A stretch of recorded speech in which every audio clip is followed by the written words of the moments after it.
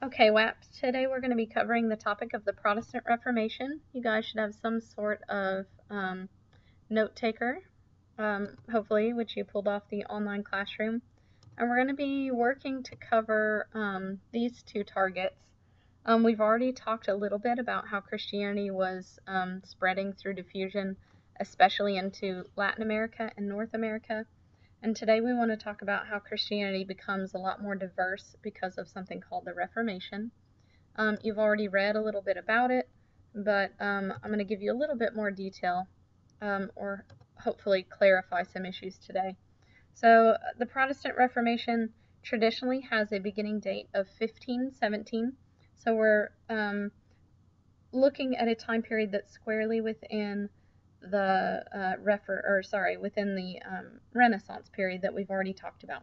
So this is for Asia in the middle of the Ming Dynasty, and if you're looking at the Americas, it's right before the conquest of the Aztec Empire in 1519. So that's the date that we're looking at.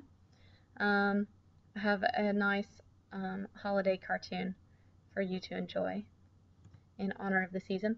We're going to answer a couple of questions. First, what were the underlying issues that caused Martin Luther, who's sort of the main character we're going to be talking about today, to post this document called the 95 Theses on the church door in Wittenberg, which at the time was in a political entity called the Holy Roman Empire, which today is located in the modern nation state of Germany. Then we want to find out why lots of different people supported him as he began to break away from the unified Catholic Church, which had been the sort of single religious authority in Western Europe from the period of really the collapse of the Roman Empire up through 1517. And then we want to find out what the impact of all of that stuff was in Europe. So we're going to kind of start with a little bit of background information. Of course, as we learned in previous chapters, the medieval period of Europe in many ways was dominated by the Catholic Church. It was sort of the one unit that brought everybody together. There was only one sort of accepted and dominant religion, and that was Roman Catholicism, which today is one branch of Christianity among many, but at the time was really one of only two branches. The Byzantine Empire that we've already talked about followed Orthodox Christianity and were led by a religious figure called the Patriarch. And in the West, the Roman Catholic Church was led by the Pope. So in Western Europe, because of its dominant position, the Catholic Church was an extremely wealthy institution. They owned huge amounts of the land in Western Europe, and of course, with that land in a feudal and sort of manorial economy system, with land came a lot of wealth and power. Now, there was an issue that was occurring in the backdrop of all of this, and that's this guy named Tetzel and the selling of indulgences. So pretty much the Catholic Church, as a way to raise funds, and primarily they were doing this to build the church that we see down here. This is the church in Vatican City, St. Peter's Basilica in Vatican City, where the Pope sort of has his main church at today.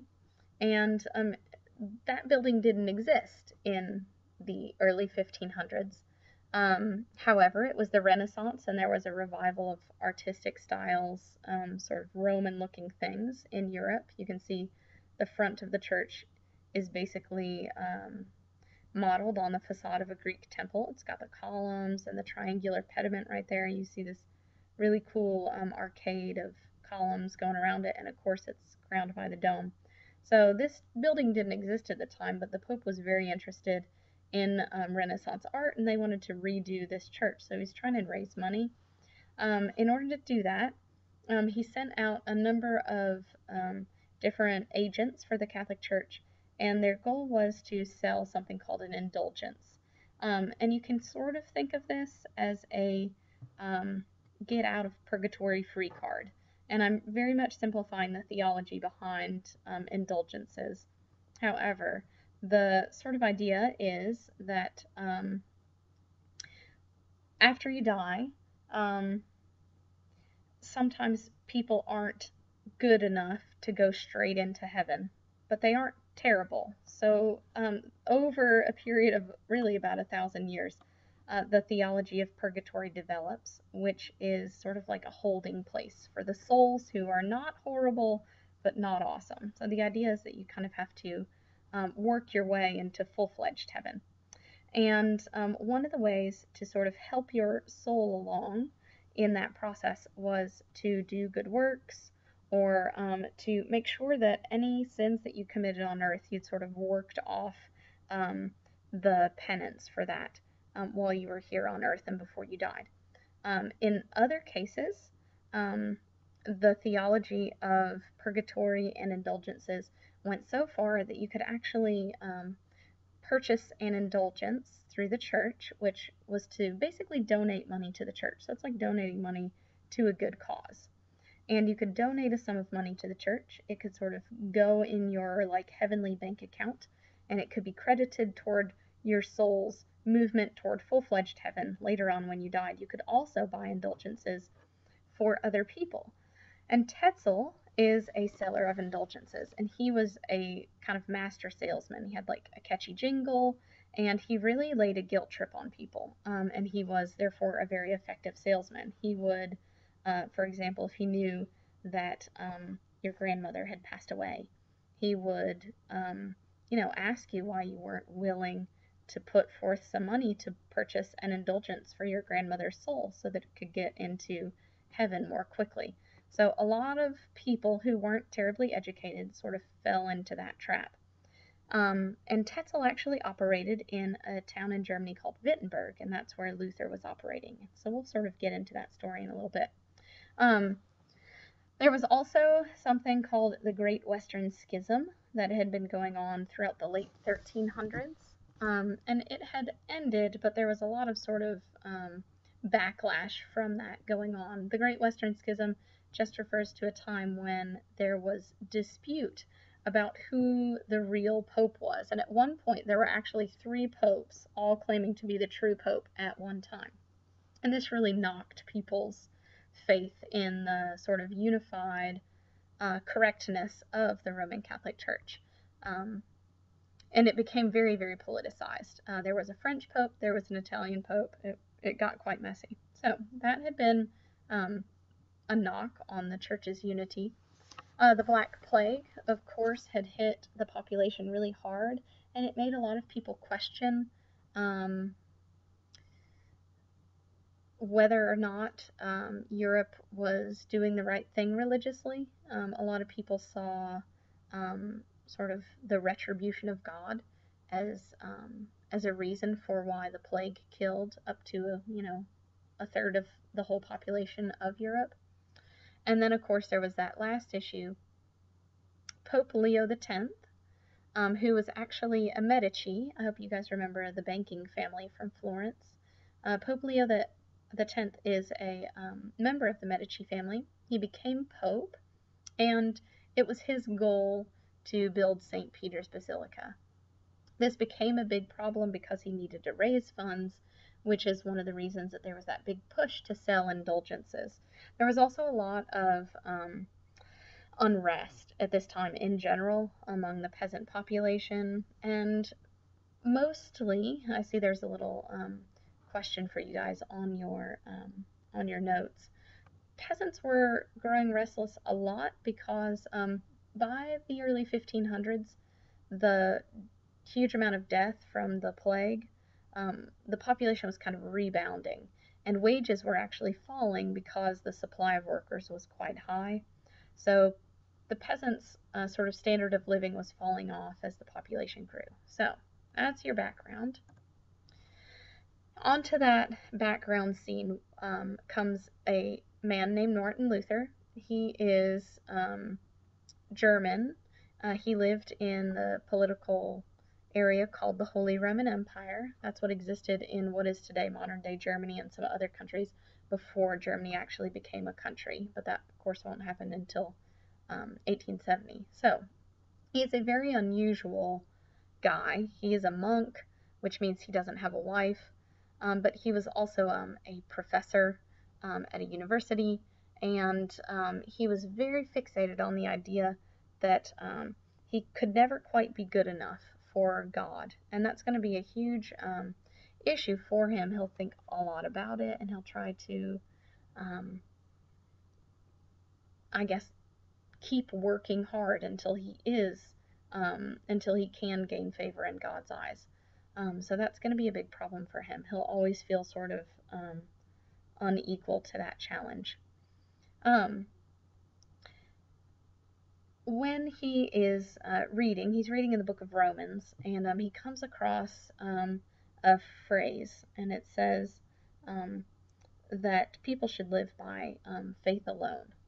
And he reads that phrase, and it's a really big enlightening experience for him, because he kind of realizes that he doesn't have to try so hard. And he creates sort of a new theology about faith being the primary mode, or primary thing that is, I guess, pleasing to God, and primary mode to get into heaven. So I would put a little star beside that phrase, faith alone. A lot of times you'll hear it called justification by faith alone, and that's an important aspect of Luther's theology to know. So put a little star, highlight the phrase, draw a llama, something like that.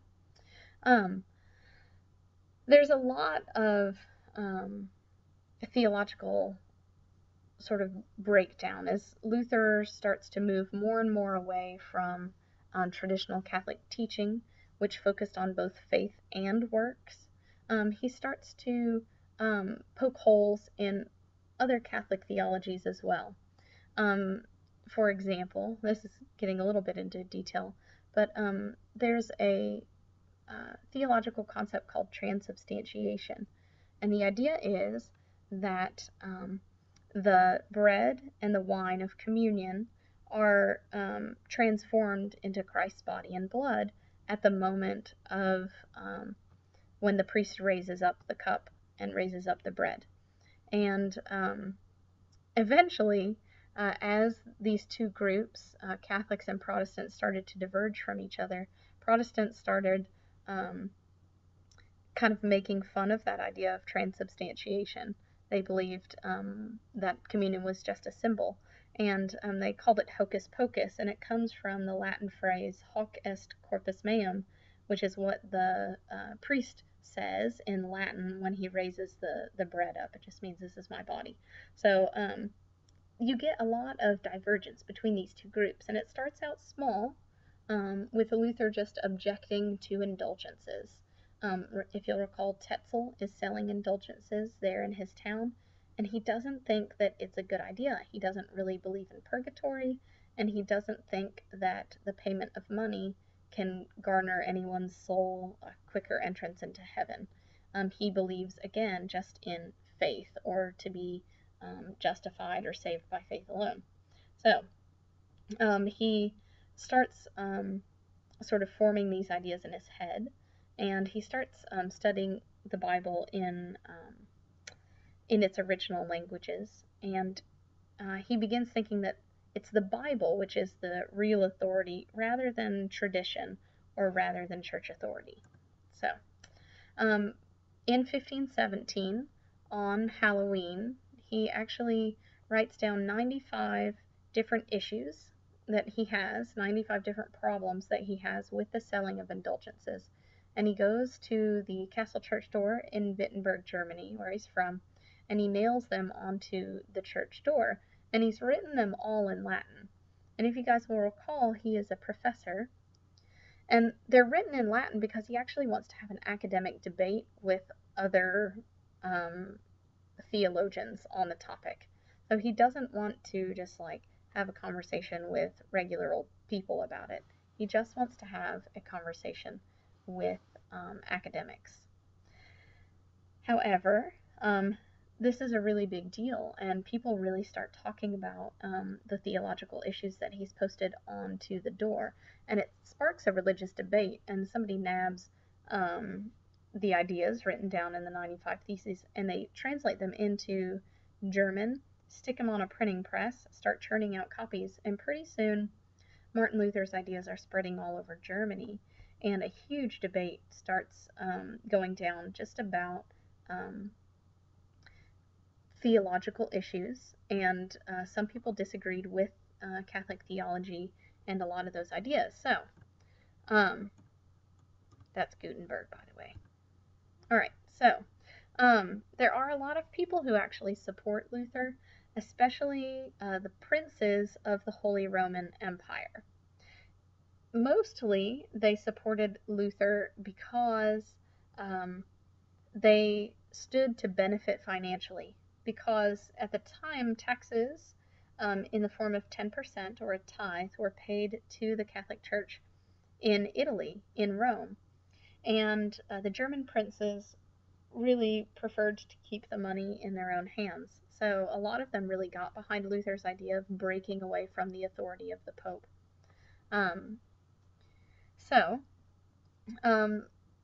there were other princes and the Holy Roman Emperor himself who disagreed. They wanted to stay within the fold of the Catholic Church, and they actually call Luther to a meeting at a town called Worms. So I know it looks like the diet of worms, but a diet is a meeting, and the town is Worms. So they all get together there, and really they tell Luther, the ones who support the Pope, tell Luther that he needs to take back what he said. He needs to take back his comments on indulgences, on communion being only symbolic, on the Bible being the only authority rather than also tradition and authority. He needs to take back his ideas that good works don't have any bearing on whether or not you get in heaven, and Luther refuses. And there are some German princes, like I said, who supported him, including this guy, Frederick the Wise, and they actually sort of get him out of town quickly, and he kind of holes up in Frederick the Wise's castle for a few months, and he translates the Bible into German there. At first, Luther wanted reform. He didn't want to create an entirely new religious sect. He just wanted to make the Catholic Church fit more of what his vision was for theological soundness. He even writes a letter to the Pope, very naively, sort of saying, Dear Pope, I have seen people selling indulgences. It's making you look really bad. I bet you don't know what's going on, but if you did know what was going on, I know that you'd stop it. Love, Martin Luther. And obviously the Pope is very supportive of the selling of indulgences. He's building the church, etc. So after a while, Luther kind of reads the writing on the wall, and he realizes that the Catholic Church is not going to go along with his new theological ideas. And eventually, he starts to call for a break with the Roman Catholic Church led by the Pope. The Pope excommunicates Martin Luther, which means that he cuts Martin Luther off from receiving sacraments like communion. Luther burns the writ of excommunication in a very public bonfire. Then he stops being a monk. He gets married to a lady who used to be a nun, who now also believes in these new Protestant ideas. And of course, like I said, he translates the Bible into the vernacular language of the people of the Holy Roman Empire, which was German. So he starts off as just kind of an academic who wants to have a debate about some issues that he views as wrong. And he winds up leading an entirely new sect of Christianity called Protestantism. So here he is at the Diet of Worms. This guy right here is Charles V. He was the Holy Roman Emperor, and he's basically the one who told Luther to take it back, and Luther said that he could not do so. It would be against his conscience. Now, Luther sort of let the cat out of the bag. Once one person started to question various theologies based only on their own interpretation of the Bible, other people began to do so as well. So Luther began the church known as the Lutheran Church, but he also inspires a French man named John Calvin, who begins to believe in the idea of predestination. And this is sort of salvation or justification by faith alone taken to its logical extreme.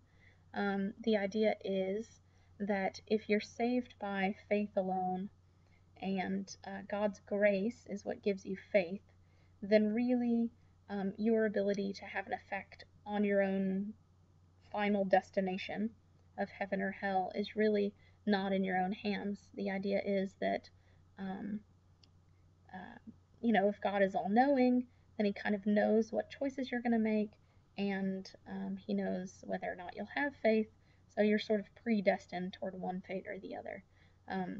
A lot of churches sort of stem off of Calvinist theology, including the Presbyterian Church. There's also a group of, at the time, very radical Protestants called Anabaptists, and they are sort of the proto versions of modern Baptists in their various forms. And what they said is that if salvation comes through only faith, then a person needs to be, older if they're going to actually have this faith and accept the idea of Jesus and, how someone would actually go to heaven. So there are a lot of different iterations of theologies that come out of this. Calvinism is one, Anabaptists are another. A really famous one is the Anglican Church, which is the Church of England, and that's today's modern Episcopal Church in the United States. So really, once there is no one set authority in Europe saying this is what we're going to believe theologically, then the arena was really wide open. You could have any one person decide that they were going to interpret the Bible differently. So what you get is a huge proliferation in the number of churches and in the number of different kinds of Christian faiths that existed. I think I read the statistic that in the United States alone, there's something like 84,000 different denominations within the Protestant Church, because there wasn't ever someone like the Pope who was that one authority who was holding it all together. In the end, by the 1520s, there were actually peasants who began reading and interpreting the Bible on their own. They actually had a revolt to sort of abolish serfdom and end heavy taxes. And they read the Bible as sort of a social document, and they saw within it all the discussion about the poor and the meek, and they sort of realized that they were being exploited, and they began to have a revolt against it. Now, they were, of course, put down by the nobility of the Holy Roman Empire. There's a very sad story. They all go into battle against, a proper army with knights on horseback, and they've got, pitchforks and shovels and stuff. And the leader says to them, "Don't worry, I will catch their cannonballs in my sleeve, and the angels of God will protect us." Of course, instead, it was a horrible slaughter, and they found the leader up in a hayloft, and he was later executed. So that was the end of the peasant revolt. In the end, the European Church was now completely and permanently split between Catholics, led by the Pope on one side, and a whole variety of different kind of Protestants on the other side. Eventually, in the 1700s, you would see the rise of churches like the Methodist Church, and a lot of others that you all would probably be familiar with. There was also a lot of rising tension throughout that century, which led between 1618 and 1648 to the 30 Years' War. And out beside your 30 Years' War, will you please jot in the dates of the 30 Years' War, 1618 to 1648? Now, there were a lot of political things going on in the background, but at its core, Protestants and Catholics were fighting one another for a really long period. There were about 4 different phases of the 30 Years' War, and it started with an awesome incident called the Defenestration of Prague, in which some Protestants threw a Catholic monk out of a huge tower window, but he didn't die. The Catholic monk landed in a giant pile of manure. However, it sort of tipped off a war that was the 30 Years' War, in which Protestants and Catholics kind of fought for dominance. This is a kind of cool print I wanted to show you guys briefly. This was created in 1618, right before the start of the 30 Years' War, and 1617, and it starts. It's in honor of, the 100-year anniversary of Luther's 95 Theses, 95 complaints against indulgences being nailed onto the church of at Wittenberg. And this is kind of cool. So here's a Luther right there, and he's got his ideas in his book right there, and he's holding a really enormous pen, and the pen is going through the ears of this lion right here, and it's knocking this little crown off of the head of Leo the X. That's Leo the X, and hence this lion right there representing Leo. So he's got his pen, and he's knocking the hat right off the Pope. Let's see what else is going on. Here's Luther right here, and he's receiving, there's God and Jesus up in the clouds, and they are sort of sending their words down to Luther, who's reading it in the Bible and sort of understanding, coming to his theological realizations that he promoted. For example, salvation by faith alone.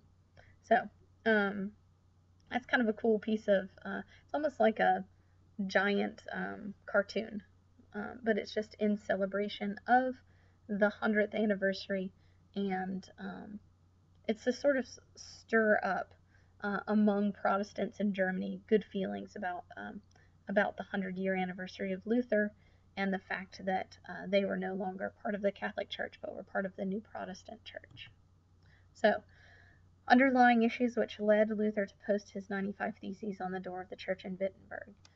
Of course, the issue of the Catholic Church being extremely wealthy and, for all intents and purposes at this point in history, somewhat corrupted by that wealth. There was also, most importantly, the issue of the Indulgences, which were being sold in order to help build St. Peter's Basilica, but which were being sold in a way that was a little bit sketchy, according to Martin Luther, who felt that it was sort of preying on a misinformed population. There were a lot of different people who supported Martin Luther. Some of them, of course, supported his theological ideas, but if you'll recall, a lot of the princes of the Holy Roman Empire supported Luther because they wanted to keep tax revenue in German lands rather than sending it off to the Pope in Rome. And the impact of Luther's work in the German states, it provokes the peasant revolt, it provokes the Diet of Worms, where German princes kind of fall out on one side or the other, either Protestant or Catholic, and it, of course, leads to the wars of religion, the most important of which is the 30 Years' War from 1618 to 1648. And the most important thing, of course, is that massive division within Christianity that we still see today. Huge numbers of denominations of Protestants exist.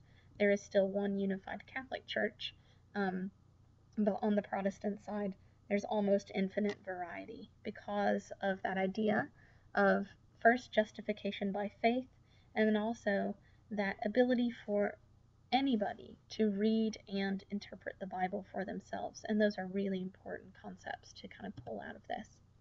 So that's it for this evening. Come with questions, and I'll see you guys on Monday.